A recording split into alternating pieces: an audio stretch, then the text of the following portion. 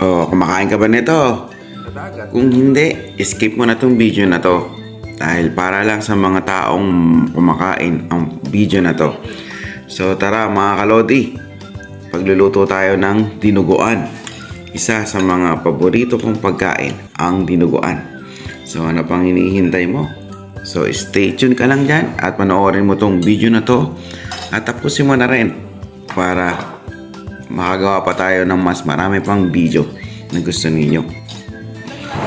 So, syempre mga kalodi, no? Bago tayo magluto ng dinuguan, kailangan natin syempre yung pinaka main ingredients natin. Syempre, ang baboy. So, papakuluan ko lang to mga kalodi, no? Para lumambot. Then, i-ready ko na yung mga kailangan natin na ingredients kagaya ng bawang, luya at sibuyas. Then, kapag natuyuan na yung mga kalodi yung pinapakuluan natin baboy, so halu-haluin lang natin siya at maglagay lang tayo ng mantika para magkaroon siya ng crisp